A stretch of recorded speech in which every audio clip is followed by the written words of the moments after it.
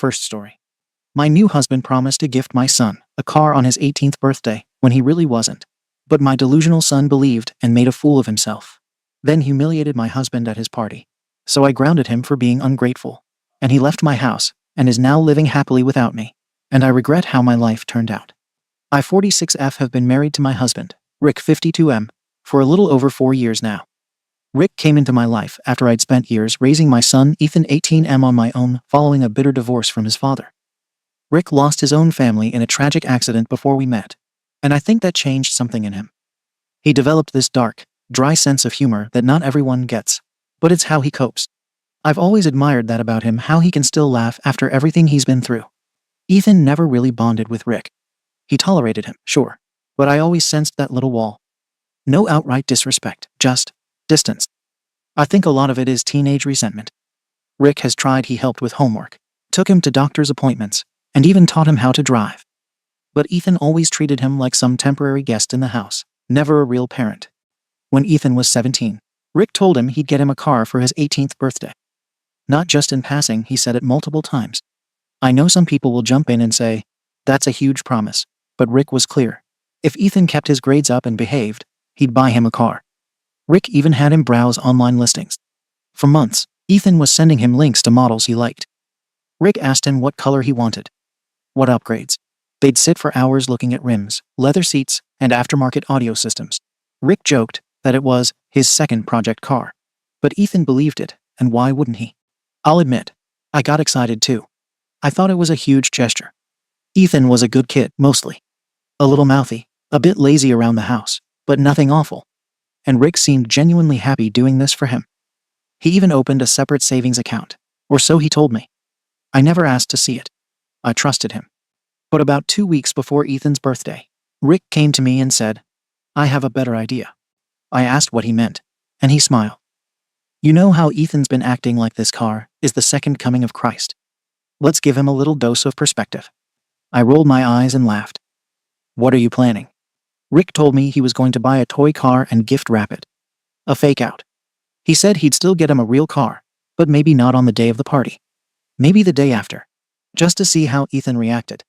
I told him that was cruel, and he said, it's a prank. He'll laugh about it in a year. I didn't press. I should've, maybe. But part of me got it. Rick wasn't a malicious man. He just liked to poke the bear, as he called it. The day of the party came. We hosted it in our backyard. Friends, some of Rick's co-workers, a few of Ethan's friends from school, and even his ex showed up. There was music, barbecue, and balloons. Rick gave a little speech about how proud he was of Ethan, how he'd grown into a man, and how happy he was to be part of his life. Then he handed Ethan a small gift-wrapped box. I knew what was inside.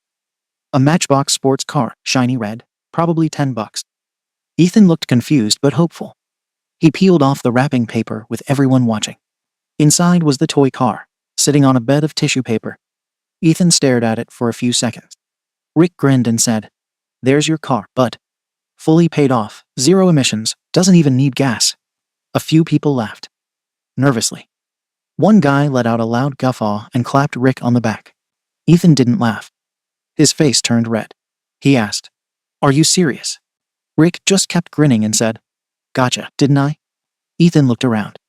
His friends were dead silent. His ex had her arms crossed. Then he turned to me and asked, so there's no car? This was it. I didn't say anything. Honestly, I froze. I didn't expect it to go that badly. He walked out of the backyard, past the guests, and through the front door and slammed it behind him. The party ended awkwardly. A few guests tried to make light of it, saying Ethan was probably just embarrassed. But people started filtering out. Within 20 minutes, we were alone. Rick wasn't as smug anymore. He looked genuinely hurt. I was trying to joke with him, he said. Is it so wrong to mess with the kid a little? I said maybe he went too far. But Rick insisted Ethan had become entitled and needed to be taken down a peg. He said he was going to ground him and take away his phone. But I reminded him that Ethan was 18. Now we couldn't really make him do anything. Later that evening, I got a call from my father. Ethan had gone straight to my parents' house and said he was done with us. That we humiliated him. That Rick was a liar who manipulated him. I tried to call Ethan. No answer. I texted him. You're being dramatic. Come home. We'll talk about this. He didn't respond. Rick, meanwhile, was furious. He said Ethan disrespected him in front of guests and should apologize. He said he spent months planning this whole thing, and now Ethan was acting like a victim. He ranted about how soft kids are these days, how they expect everything handed to them. And honestly, I agreed with him. We did spend months talking about this car, but I never heard Ethan say thank you. Not once. Not even when Rick was asking about the custom upgrades. It was always, get this, I want that. Make sure it's red. Like we were some dealership on demand. Still, part of me wonders if we went too far. But Ethan's behavior. Storming off, ignoring calls, acting like he's some wounded orphan. It's immature. He's 18. He's not a child anymore. He could have handled this like an adult. Rick tried to call him too. Left voicemails. Said he didn't mean to upset him, but still doubled down he wasn't going to coddle an adult over a joke. He asked if we should go pick him up from my parents. I told him no. Ethan made his choice. He left. Let him sit with it. 2 days passed. No word. I called again, nothing. Rick was fuming. He said, if he's going to live under this roof, he's not going to act like this. But again, Ethan was legally an adult now. We couldn't force him to come home. Rick said he felt betrayed. He tried to build something with Ethan. And now Ethan was treating him like garbage over one prank. On the 3rd day, I drove to my parents' house to talk face to face. My mother barely let me through the door. Ethan didn't come downstairs. She told me he didn't want to see me. I asked why they were encouraging this behavior. She said, you let that man humiliate your son in front of his friends. And now you want to act like he's the problem. I tried to explain it wasn't humiliation, it was a joke. A bit of misdirection. My dad interrupted and said, you dangled a promise in front of him for months, asking him what mods he wanted, what color, what engine. And then you laughed in his face. You let your husband mock him. I asked him if that was worth storming out, ignoring calls, and acting like a victim.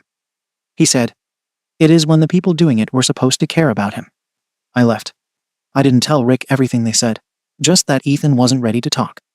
Rick said maybe we should cut him off for a while, no money, no car, no phone payments. Let him grow up on his own terms if he thinks we're so awful. I said we'd wait a few more days. A week passed. Still nothing. Meanwhile, I started hearing from people who were at the party. Some thought it was funny. Others admitted it was awkward. One of Ethan's friends messaged me saying he thought the prank was messed up, and Ethan looked genuinely crushed. Another guest said Rick seemed to enjoy watching him squirm. I brushed it off. Teenagers get dramatic over everything. Rick told me he was done apologizing. He said Ethan embarrassed him, not the other way around. I was trying to give him something to laugh about later in life. You think I had money to drop on a car? I was saving a little, yeah. But I've also been covering this house, the bills, and your kids' food for 4 years. That stung. But it was true. We never promised Ethan a brand new car. We said a car. He was the one talking about leather seats and custom paint like he was buying a Ferrari. We let him dream. That's not a crime. Rick told me that if Ethan had laughed it off and stuck around, he would have talked to a buddy who runs a used car lot and maybe worked something out. But now, why should I give anything to someone who acts like a brat and runs away the second things don't go his way? The more I thought about it, the more I realized how entitled Ethan sounded. Acting like he was owed a car. As if we didn't raise him, feed him, give him everything. My parents never bought me a car. I worked, saved, and bought my own rust bucket when I was 19. Rick didn't have anyone. He built his life from scratch. Maybe this was good for Ethan. A wake-up call. But still, I kept wondering if this was all necessary. It was a prank. Just a joke. Rick has a warped sense of humor, sure, but he didn't do it to destroy him. He thought they'd laugh about it. If Ethan felt hurt, fine, he's allowed to be upset. But storming out, ignoring us, refusing to speak, acting like we betrayed him, that doesn't hurt. That's tantrum behavior. Rick keeps asking what we're going to do if he just doesn't come back. I said we wait. Eventually he'll need something. Money. Documents. College help. And when that day comes, we'll have that conversation. But I'm still angry. And I'm still not apologizing. He made us look like monsters. Turned my parents against me. Ghosted us over a plastic car. And all while Rick really tried to make him feel like family. Ethan couldn't see past his own ego for 5 minutes to recognize that. I keep going over everything in my head and wondering if I missed something, if we pushed too hard, if there was a warning sign I ignored. But the truth is, I think Rick was right. We didn't raise Ethan to be this fragile. He's not 5. He's not some poor orphan kid desperate for affection. He's a grown man. He got embarrassed because his stepdad didn't hand him a car on a silver platter. I won't reward that by groveling. So here we are. Ada? Comments. Comment 1. YTA. You're so far up Rick's arse, you can probably hear his thoughts. Your son didn't overreact. He got set up. You and Rick built up this fake promise for months. You didn't just let him dream, you actively participated in creating the illusion. Asking for colors, mods, or even engine types. That's not a prank. That's emotional manipulation. And the part where Rick says, I didn't really have the money anyway, so what the hell was the plan? Just screw with an 18-year-old on his birthday in front of his friends because he was entitled.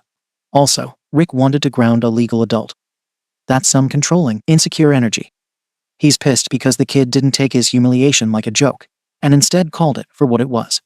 You're mad because Ethan left instead of sitting there and pretending it was funny. He removed himself from people who disrespected him. That's called setting boundaries. You didn't lose your son because of one prank. You lost him because when he needed a parent to stand up for him, you picked your husband's ego over your kid's dignity. Comment 2. Info. What's Rick's track record with Ethan really like? Because this feels less like a one-off prank and more like years of low-key resentment boiling over. Rick clearly doesn't respect Ethan. His whole attitude after the party screams that calling him entitled, wanting to punish him, cutting him off. That's not prank remorse. That's power tripping. The prank was a setup to make Ethan look small, not some bonding joke. And you're sitting here acting like Ethan ghosted you over a plastic toy. No, he cut contact because the two adults in his life collectively conspired to play with his expectations, and then acted like he was wrong for having feelings. Also, it's wild how Rick says he was saving for a car, and then turns around and says, I didn't have the money. So which is it? Either he lied, or he never planned to buy it. And if you never questioned the savings account, that's on you too. This wasn't a joke. This was a test. And Ethan failed it by not rolling over and laughing. That's why Rick is mad. Comment 3. I'm not going to call you an arsehole because I think you're too deep in your own head to see how badly you effed this up. But I will say this. You're treating your son like a misbehaving employee. You talk about him being mouthy and lazy, like he's been this unbearable burden. And now that he didn't perform appropriately during your husband's little joke, he's immature and fragile. No, he's just done. Done with being tolerated instead of loved. Done with being told a man who's only been around for 4 years deserves his loyalty, while that same man mocks him for fun. And yes, he's 18, so he doesn't have to come home. Doesn't have to speak to people who make him feel small. The prank wasn't the issue, it was the last straw. And your lack of empathy sealed it. If you keep treating this like he's the one who blew it, don't be surprised if this estrangement becomes permanent. Update. A lot has happened since my original post, and frankly, most of it has just made things more disappointing and frustrating on our end. I appreciate the comments, even the harsh ones, even though many seemed hellbent on painting me and my husband as cartoon villains, instead of people trying to navigate a genuinely complicated family situation. After Ethan stormed out on his birthday, Rick and I gave him space for a few days. We assumed wrongly that he'd come to his senses and realized the whole situation wasn't the tragedy he was making it out to be. Rick even said, let's pack up some of his things and drop them at your parents' house. See how long the silent treatment lasts when he's not getting his stuff. It was a bluff. Rick honestly thought Ethan would freak out, realize he went too far, and come crawling back. He didn't. Instead, Ethan showed up unannounced 4 days later. Didn't text, didn't knock, just used his old key and walked in. I was at the kitchen table. Rick was in the garage. Ethan didn't say a word. He went straight to his room, pulled his passport, grabbed a file with his social security card and school docs, and walked right back out. I called after him, but he didn't even pause. Rick came in from the garage, just in time to see the front door shut. He didn't scream or throw anything. That was almost worse. The silence felt surgical, cold, deliberate. It stung. I think Rick expected some kind of angry outburst. Instead, Ethan treated us like strangers, like we were beneath acknowledgement. Rick didn't say anything at first, but that night he broke down. He told me he felt like he'd lost his family all over again. He said he was trying to connect with Ethan in the only way he knew how, through jokes, teasing, and messing around. That was how his dad treated him before the accident. That's how he bonded with the cousins he lost. Rick wasn't trying to hurt Ethan. He was trying to reach him. He doesn't always get humor right. I know that. And I don't agree with every prank or snarky joke he makes. But the birthday prank wasn't some evil scheme. It was tone deaf at worst. And Ethan's response cutting us off completely wasn't fair or proportional. What made things worse was what happened next. My parents got involved. More involved than they already were. They called and told me they were considering giving Ethan a used car. Some 29 Toyota that used to belong to my dad. They said it wasn't fancy, but it still ran fine and would help him move forward. I lost it. That's not just a gift, it's a slap in the face to Rick. After everything, they're going to swoop in and reward Ethan for walking out. And immediately after the incident, no less. It's like they're validating the tantrum and rubbing it in Rick's face. I told them absolutely not. That at the very least, they could wait a month or two, let things settle. My dad said, "You don't get to tell us what to do for our grandson." My mom was more blunt. "You've already failed him. We're just trying to limit the damage." And just like that, the divide deepened. They told me not to contact Ethan unless he reaches out. That Rick isn't welcome in their home anymore. That I should be ashamed for enabling a man who thinks cruelty is comedy. They've always been overprotective of Ethan. But this is the first time they've openly turned against me. It hurt, but I won't back down. If they give Ethan that car now, all they're teaching him is that the loudest person wins. That if you pout hard enough, people will line up to give you what you want. Rick and I talked it over, and we're not budging. We've decided not to replace Ethan's phone plan next billing cycle. We're not forwarding him any mail. We're not begging him to talk. We've done enough chasing. Some people in our lives, friends, co-workers, have started pulling back too. A few of Rick's buddies from work haven't stopped by since the party. One of the wives told me that she felt uncomfortable watching the prank happen in real time. I told her, honestly, that the discomfort was probably her own projection. The world has gone soft. One joke and suddenly we're public enemies. It's ridiculous. And before anyone jumps down my throat again, yes, I get that Ethan was hurt. I get that maybe he felt blindsided. But you don't go no contact over one mistake. Especially when that mistake didn't come from malice. Rick isn't abusive. He's not cruel. He's a man who lost everyone before he was 20. And humor is how he survives. He thought Ethan could handle it. And if he was wrong, fine, but Ethan's complete shutdown and refusal to talk is not mature. It's petty. We've also decided to start therapy, not to fix things with Ethan, that's up to him now, but to work through the emotional fallout of being vilified and rejected after trying so hard to build this family. Rick especially needs to talk to someone. Losing Ethan, after trying to bond with him for 4 years, reopened some serious wounds. I'm done chasing my son. He's made his choice. He wants distance. Fine. But this narrative that we're monsters, and he's a victim, it's not real. It's curated. Convenient. If he wants to grow up, he needs to understand that the world doesn't hand out apologies every time your feelings get bruised. Comments. Comment 1. Jesus Christ, OP. You're still missing the point. This wasn't one mistake. It was months of build-up, customizations, mod talk, budgeting, encouragement, and then public humiliation. That wasn't a prank. That was gaslighting for sport. And now you're trying to justify it by saying Rick had childhood trauma. Look, I'm sorry he lost his family young, but using that to excuse bullying behavior is not how coping mechanisms work. Therapy isn't optional, it's overdue. Also, the way you reacted to the grandparents wanting to give Ethan a car. You literally said it would humiliate Rick. Why? Because someone else dared to give your son the thing Rick lied about for months. You and Rick keep talking about respect, but neither of you showed any to Ethan. What you really want is obedience. And when Ethan didn't roll over, you called it immaturity. Why Tia then? Why Tia now? Own it. Comment 2. I think the most telling part of your update is how Ethan came back, got his documents, and didn't say a damn word. That wasn't petty. That was peaceful detachment. That's what it looks like when someone's done playing emotional gymnastics. Your husband played with that boy's expectations like it was a game show. Then he called it humor.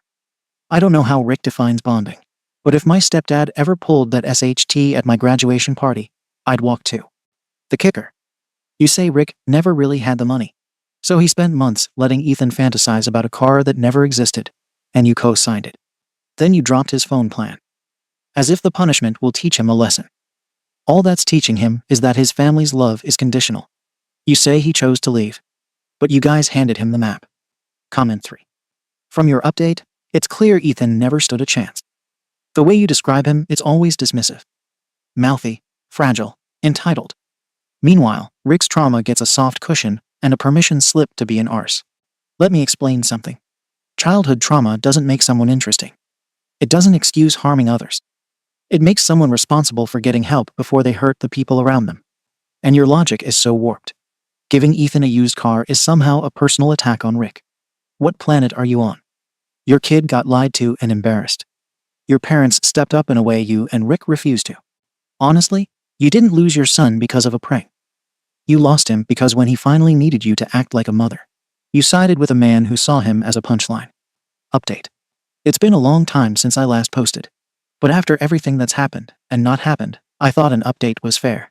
It's been over a year since Ethan walked out on us after his birthday. Not once has he reached out. No phone call. No message. Not even a forwarded piece of mail. For a while, I convinced myself he just needed space and time. That maybe, eventually, the silence would wear off, and we'd have one of those awkward, but healing conversations you see in movies. It never came. After a few months of pretending everything was normal, Rick and I started therapy. Not because we thought we did anything wrong, but because the weight of rejection started eating at Rick. He'd never say it out loud, but I know it hit him harder than he let on. He already lost his biological family in one night. Ethan's exit felt like another death just stretched out over time. Therapy was supposed to help with that. We tried 2 different therapists. The first one kept circling back to empathy and repairing ruptures. Rick hated her. Said she was trying to guilt him into apologizing for something he still believes wasn't malicious. The second therapist was more practical, focused on boundaries, grief, and what to do when someone decides they're done with you. That one helped a little. I've said this before, but I still don't think what we did was cruel. We didn't set out to hurt Ethan. Rick was trying to connect in the only language he knows, humor rooted in survival. And I was trying to support my husband while balancing an 18-year-old who, frankly, always acted like the world owed him something. But none of that mattered in the end. Because once Ethan decided we were the villains, that was it. No conversation. No middle ground. Just radio silence. We didn't even know where he was living for a while. Rumors floated around an old friend's couch. Maybe staying with that ex from the party. Possibly in a shared college apartment. I didn't stalk him. I figured if he wanted us to know, he'd tell us. The first time we saw him in nearly a year was at my mother's funeral this past spring. He came with my father. Stood in the back, head down the entire time. Didn't approach us. Didn't say a single word. Not hello, not I'm sorry for your loss. Nothing. Rick didn't even realize Ethan was there until halfway through the service. I kept glancing back, waiting for eye contact that never came. At the gravesite, he stood apart from the family. It was like we were strangers. It was surreal. My mother loved that boy like her own child. And yet, even in grief, he wouldn't acknowledge us. Rick left the burial early. He said he wasn't going to beg for respect in front of a crowd. I stayed until the end. I kept hoping maybe Ethan would pull me aside. Just one word. Something. But he left right after the last shovel of dirt hit the ground. The next week, I sent him a card. Just a simple birthday note with a check. Not a big one. Enough to cover a textbook, maybe gas for a few weeks. It wasn't a bribe. I just didn't want him to think we'd given up. The card came back in the mail, unopened. Return to sender was scrawled in red Sharpie across the front. I recognized the handwriting. Rick was livid. He tore up the envelope and said, "That's it. I'm done." He blocked Ethan's number, email, and social media. Removed every photo from his office. Packed up the last of Ethan's things and put them in storage. As far as Rick's concerned, he has no stepson. I told him that felt final. He said it was final. But I haven't stopped thinking about it. I keep wondering what Ethan thinks we are now. Are we villains in his mind? Are we just shadows of something he wants to forget? Does he tell people we traumatized him over a plastic car?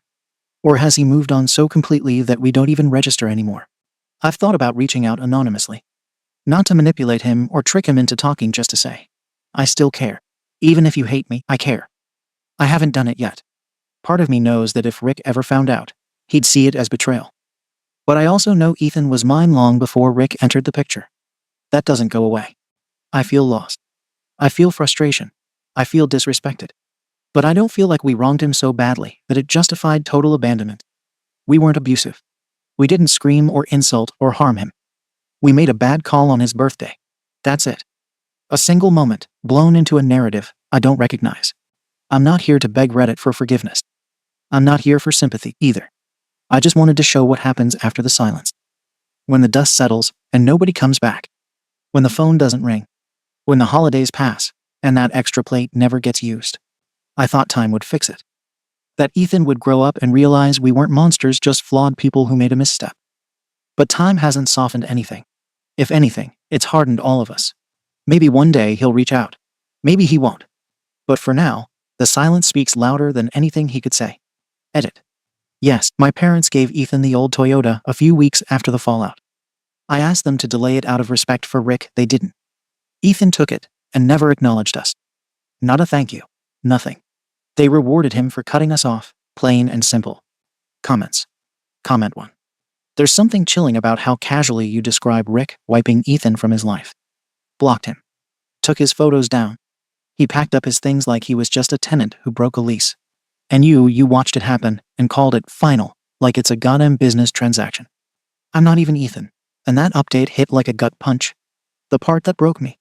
The unopened envelope. You say it wasn't a bribe, just proof you hadn't given up. But then Rick rips it in half, and you act like he's the wounded one. You haven't been rejected. You've been held accountable. And instead of facing that, you and Rick doubled down, got therapy that fit your version of the story, and labeled Ethan's silence as immaturity. Meanwhile, that kid grieved your mother alone. You stood a few feet away, and he still couldn't trust you with a single word. That's not stubbornness. That's trauma. You both need to ask yourselves, what was so broken in your house that silence felt safer than speaking? Comment 2. Honestly. Your update reads like someone writing a eulogy for a relationship they murdered, but still want credit for grieving. You keep saying you feel lost. But loss implies something slipped away. What happened here was pushed. Ethan didn't ghost you. He escaped you. You made his birthday a stage. Rick played the villain. You played the enabler. And when your audience didn't laugh, you decided the kid couldn't take a joke. That's not just tone deaf, it's cruel. And Rick. That man wasn't looking for a son. He wanted a mirror. Someone to validate his trauma with obedience and gratitude. Ethan gave him neither, so now he's blocked. Deleted. Scrubbed from existence. You want people to understand your side, but you've spent every post refusing to understand his. The update isn't about healing. It's about justifying silence with moral superiority. Let me make it simple. He's not coming back. Not because he's spiteful, but because you made unconditional love feel like a conditional transaction. Second story. I love my dad so much, but I wish I had called him dad, at least once in my life. Now I want to, but he's no longer here. I'm 18. I'm not gay, but I wanted to confess something without getting homophobic comments. And I don't expect anyone to read all this. I was a foster kid since I was a toddler. When I was 9, I met my new half-brother and sister. They were babies, and they were fostered out to 2 men. I went over a couple of times, and one time one of them, Dad 1, asked me what my deal was. I was a defensive kid, and I said, "What's it got to do with you?" He said, "No wonder you don't have a home." I remember wanting to hit him, but he put his arms around me and kept me there until I stopped. I remember him saying, "I think you're a good kid in a bad spot." I called him a bad word, and he said he liked me even more. The social worker and my temporary foster parents had a chat with me not long after. Apparently, the 2 men were going to foster me. They showed me around my new home, and then Dad 1 took me out to play. And I remember him telling me that I'm a handful, but that this will always be my home. I never had a home and just thought it was another false promise. I was used to false promises never get too comfortable.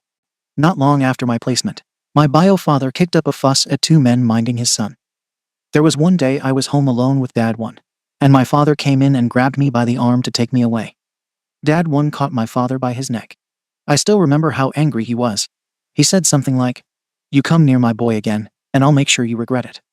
I never told him, but him calling me his boy gave me hope that it might be different this time. I never told anyone what Dad did that day either. My father never troubled us again. I was a prick in school. I got in trouble a lot, fighting and stuff. Dad 2 struggled with me, but Dad 1 would always come into the headmaster's office. He'd be disappointed, but he was never angry. Sometimes he'd be interested in how the fight went. There were a few times the fight began because another boy was mocking my parents with the F word, and those times he'd treat me to McDonald's or something lol. I did calm down as my life stabilized. Dad 1 and I used to camp. He'd take me to football games. We'd play PlayStation. He'd take me to work sometimes and often to the pub.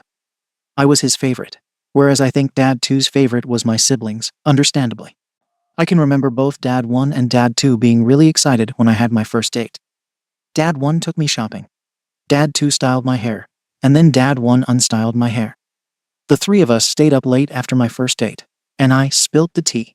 I used Dad 1 and Dad 2 here, but I never called either of them Dad. I didn't like the word my hang-up. In March, Dad 1 died unexpectedly. He was my rock. I miss him, and I feel kind of alone again. I don't really have the same bond with Dad 2 or my own half-siblings. The thing I regret most, however, is never calling him my dad because of some stupid hang-up. He always made it a point to call me his boy, yet I never called him Dad. I know it would have meant a lot to him if I had. The guilt of not doing so eats me up most days since his death. I know this is probably the wrong sub for this, but I just wanted to put it somewhere, and I didn't want homophobic comments. I miss my dad. The one who gave me a home, loved me, and wanted me. He was the best dad a messed up kid could have. Consensus. Everybody is ugly crying. Comments by OP. I know he's struggling big time. I'm not sure whether saying it will help or hurt him. He wasn't just his husband. They were best friends. I never heard them have one fight. I kind of tried to hide my own issues around him because of his struggle and instead help with my siblings. They weren't just husbands.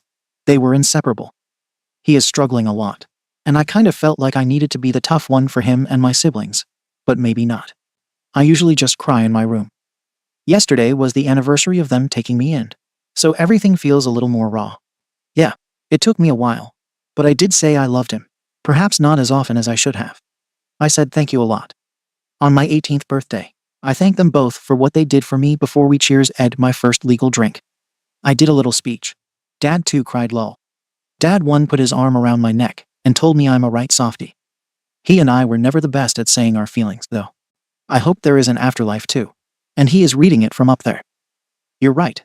I probably became closer to the rest of my family. They are going through the same as me after all. Hopefully he is up there looking on. After his death, I found out he had a similar upbringing, although he was a little older. It's weird, but I could always sense it.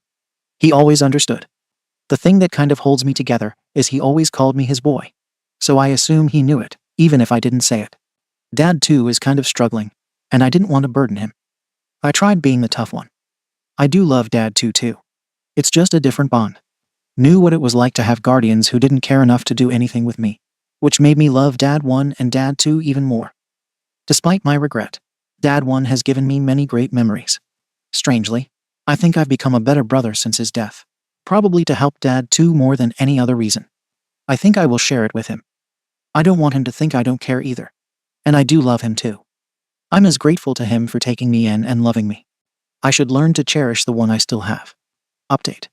I don't know if anyone remembers me. I was a foster kid, and 2 gay men took me in. Dad 1 died suddenly, and I regretted never calling him Dad. It was probably rude not to tell you guys sooner after all the replies you gave me. I did tell Dad 2 a few weeks after I posted about my regrets. It really upset him, but in a good way, I think. He said he was glad I told him, as he was really worried about how I was coping. He told me Dad 1 was the driver behind them taking me in. He saw himself in me, apparently. Dad 2 told me about Dad 1's upbringing. I knew bits, but not a lot. He said our social worker told them I was a different case from my half-siblings, which he knew. They were warned not to expect any affection from me, including being called Dad. He also told me how his parents came over when I was 12 or 13. His parents told them it was rude I didn't call them Dad. Apparently Dad 1 told them if they say that again, especially in front of me, they will not be allowed in the house again. Dad 2 told me Dad 1 never cared about being called Dad by me because he never expected it.